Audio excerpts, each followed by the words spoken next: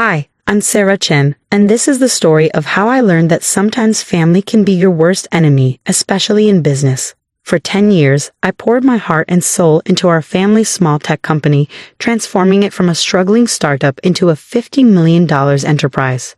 But sometimes success breeds jealousy even among those who should be celebrating your achievements. I still remember the day everything started, when our family business was nothing more than a small computer repair shop in a strip mall.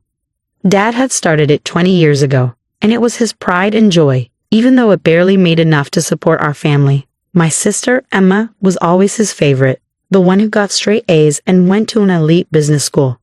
I was the quiet one, the one who stayed behind to help Dad while pursuing my computer science degree at a local college. "Sarah, you're wasting your potential here," Emma would say during her visits home from college. "You should aim higher." But I saw something in our little shop that others didn't. Potential. While Emma was studying theoretical business models, I was learning real-world programming and spotting gaps in the market. During my final year of college, I developed our first proprietary software, a simple but effective tool for small businesses to manage their inventory. It wasn't revolutionary, but it was user-friendly and affordable. Dad was skeptical at first, but when local businesses started buying licenses, his attitude changed. "Maybe you're onto something here, kiddo," he said, finally showing a glimmer of pride in my work. Those words meant everything to me then. If only I had known they were as temporary as morning dew. The business grew steadily under my guidance. I worked 14-hour days, 7 days a week. While Emma was climbing the corporate ladder at a prestigious consulting firm in New York, I was building something real. Our little repair shop transformed into a software development company, and our client base expanded from local businesses to national corporations. Mom watched it all with quiet concern. "Don't work too hard, Sarah," she'd say, bringing me dinner at the office. "You need a life outside of work too." But I was driven by a vision, and maybe, deep down, by a desire to prove myself to my family. 5 years into our transformation, we hit our first $1 million in annual revenue. That's when Emma suddenly became interested in the family business again. She quit her job in New York and moved back home. "I think it's time I took my rightful place in the company," she announced at a family dinner. With my business expertise, we could really take things to the next level. Dad beamed at her words. "That's wonderful, princess. We could use your professional touch around here." I sat there, forks suspended midair, trying to process what was happening. The company I had built from nearly nothing was being handed to my sister on a silver platter. But I swallowed my objections and tried to be a team player. Emma was appointed as co-CEO alongside me, despite having no experience in our industry. Dad said it would be good for the company image to have someone with her credentials at the helm. I focused on product development and operations while she handled marketing and investor relations. The next 5 years were a study in contrast. While I continued developing new software solutions and maintaining client relationships, Emma focused on creating a glamorous image for herself as the face of the company. She gave interviews about being a woman in tech and accepted awards for entrepreneurship, all while taking credit for innovations my team and I had created. Our revenue continued to grow, reaching $50 million annually, but so did the tension between us. Emma began excluding me from key meetings, making decisions without consulting me, and slowly pushing me to the sidelines of my own creation. Then came Dad's 60th birthday party. The day everything changed. The party was Emma's idea, of course. She rented out the grand ballroom of the city's most expensive hotel and invited all our business associates. It was more of a networking event than a birthday celebration. But that was Emma's style. Everything had to serve a purpose. I arrived early to help with the preparations, wearing a simple black dress that Emma immediately criticized. "Couldn't you have made more of an effort?" she hissed. "These are important people coming tonight." I ignored her comment and focused on greeting guests as they arrived. The room filled quickly with business associates, clients, and family friends. Emma worked the room like a politician, while I stayed in the background, making sure everything ran smoothly. During dinner, Emma clinked her glass and stood up for a speech. I expected the usual, a touching tribute to Dad, maybe some memories from our childhood. Instead, she dropped a bomb that would shatter our family forever. As we celebrate Dad's 60th birthday, she began, her voice carrying across the silent room. "I think it's time to announce some changes at Chen Technologies.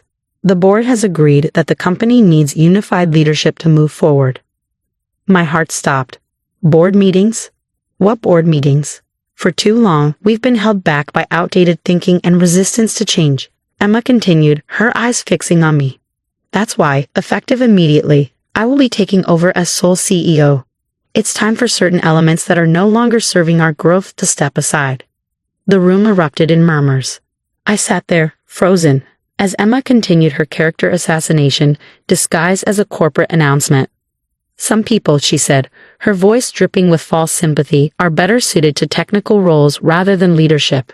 My sister Sarah has been adequate in maintaining our legacy systems, but to compete in today's market, we need vision. We need excellence. And frankly, Sarah, you're just not cut out for this level of business. I looked at Dad, expecting, hoping, he would stand up for me. Instead, he was nodding along with Emma's words, a proud smile on his face. Mom stared at her plate, her hands trembling slightly. The truth is, Emma continued, her voice rising, you're worthless in today's business world, Sarah. Your old-fashioned ideas and lack of proper business education have become a liability. It's time for you to step aside gracefully. The silence in the room was deafening. Hundreds of eyes turned to me, waiting for my response. I could feel the pity, the schadenfreude, the judgment. Everything I had built, every sacrifice I had made, was being stripped away in front of everyone I knew. I stood up slowly, my chair scraping against the floor. The sound echoed through the ballroom like a gunshot. Everyone expected a scene, perhaps tears, maybe a shouting match. Instead, I simply picked up my purse, walked to Dad's table, and placed a small wrapped package in front of him. Happy birthday, Dad, I said quietly. Then I walked out of the ballroom, head held high, leaving behind the whispers and stares. That night, as I sat in my home office surrounded by awards and patents that bore my name, I made a decision. Emma thought she had won, but she had forgotten one crucial detail, something that would turn her moment of triumph into the biggest mistake of her life. As I powered up my laptop and began typing, a small smile played on my lips. Tomorrow would be interesting indeed. After all, there's more than one way to run a successful business, and I had learned more in 10 years than Emma had learned in all her fancy business classes. The next morning would bring changes that none of them saw coming, changes that would make them realize exactly how worthless I really was. The next morning dawned bright and clear. I arrived at the office early before anyone else and waited. At precisely 9 a.m., Emma strutted through the front doors with Dad beside her, both wearing triumphant smiles that were about to be wiped from their faces. Sarah? Emma's voice held a mix of surprise and annoyance. What are you doing here? I thought after last night, you'd have the dignity to stay home. I smiled, remembering the email I had sent at 3 a.m. to every major client, partner, and employee of Chen Technologies. Just wrapping up some loose ends, sister dear. But since you're here, we should probably talk about the company's future. There's nothing to discuss, Dad interjected, his voice firm. Emma's in charge now. The board has already approved it. Ah yes, the board, I said, pulling out my tablet. Let's talk about that. You see, while Emma was busy planning parties and giving interviews, I was actually building this company. And there are a few things you both seem to have forgotten. I pulled up a document on the conference room's main screen. First, let me remind you that I own 51% of Chen Technologies shares. When we incorporated 10 years ago, Dad gave Emma and me equal shares of 25% each, keeping 50% for himself. But 3 years ago, when we needed capital for expansion, Dad sold me 26% of the shares. Remember that day, Dad? You were too busy attending Emma's award ceremony to handle the negotiations yourself, so you signed the papers without reading them carefully. The color drained from both their faces. Emma's perfectly manicured hands gripped the conference table. That's impossible, she whispered. Dad would never. Oh, but he did. I continued, pulling up more documents. And that's not all. The core software that generates 80% of our revenue, it's not owned by Chen Technologies. It's owned by my separate company, Innovate Solutions LLC. Chen Technologies only has a licensing agreement which expires, I checked my watch, about 10 minutes ago. Dad collapsed into a chair, realization dawning on his face. The renewal papers. The ones you asked me to sign last week. The ones you were too busy to read because you were helping Emma plan the party. Yes, those papers. I decided not to submit them. Emma's face contorted with rage. You underhanded little. Careful, sister, I cut her off. You might want to hear the rest before you finish that sentence. While you were busy announcing my supposedly graceful exit last night, I was sending emails to our clients.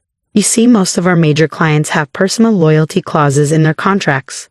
They signed with Chen Technologies because of me, my expertise, and my track record. Last night, I informed them of the leadership changes and my departure. I pulled up my email, showing the dozens of responses that had already arrived. Would you like to know how many have already triggered their contract termination clauses? Or how many of our top developers, who by the way are actually employed by Innovative Solutions, have already accepted positions at my new venture? The room fell silent. Through the glass walls, we could see employees gathering, whispers spreading as they checked their emails. Emma's perfect composure cracked as she frantically checked her phone. You can't do this, she stammered. The company you tried to steal from me? I finished for her. The one you thought you could just take over because you have an MBA and Dad's approval. That company ceased to exist the moment you decided to humiliate me in front of everyone we know. I stood up, smoothing my dress. So here are your options. Option 1. I walk away with my shares, my software, my clients, and my employees. Chen Technologies becomes an empty shell, and you can explain to all those important people you invited last night why the company's value dropped to zero overnight. Dad's face had aged 10 years in the last 10 minutes. And option 2, he asked weakly. Option 2, you both resign. I take full control of Chen Technologies. You keep your shares as silent partners, receiving dividends but having no say in operations. Emma gets a nice severance package and glowing references for her next job, somewhere far away from here. Emma's face had turned an interesting shade of red. You planned this all along, didn't you? You've just been waiting for the right moment to stab us in the back. I laughed, but there was no humor in it. No, Emma. I spent 10 years trying to be a good daughter and sister while you both took me for granted. I built this company from nothing while you collected accolades for my work. I only planned this. I checked my watch again, about 12 hours ago, after you called me worthless in front of everyone we know.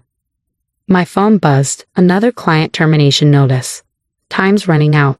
What's it going to be? The next hour was a blur of paperwork and lawyers. By noon, I sat alone in what was now my office, looking out over the city. The company I had built was now truly mine, but the victory felt hollow. Family relationships lay in ruins around me, trust shattered like dropped crystal. Mom came to see me that evening, her eyes red from crying. Did it have to end this way? She asked softly. They gave me no choice, I replied, my voice gentle but firm. They would have taken everything I built and discarded me without a second thought. She nodded slowly, understanding but sad. What happens now? I showed her the plans I had already drawn up, expansions, new product lines, innovations I had been holding back. Now I build something even bigger, but this time, I do it without having to carry people who see me as worthless. Over the next year, Chen Technologies, under my sole leadership, tripled in value. Emma found a job with a startup in Silicon Valley, humbled but hopefully wiser. Dad retired, finally understanding that his golden child had nearly destroyed his legacy. We see each other at holidays, maintaining a polite distance that masks the wounds that may never fully heal. Sometimes late at night, I look at old family photos and feel a twinge of sadness for what we lost. But then I remember that night at the birthday party, the look of disdain on Emma's face. The way Dad nodded along with her cruel words. In business and in family, respect is earned, not given. They learned that lesson too late. As for me, I learned that sometimes the quiet ones, the ones dismissed as worthless, are the ones you should watch out for, because we're the ones who know how to build something from nothing and how to take it all back when others try to steal it. My story spread through business circles,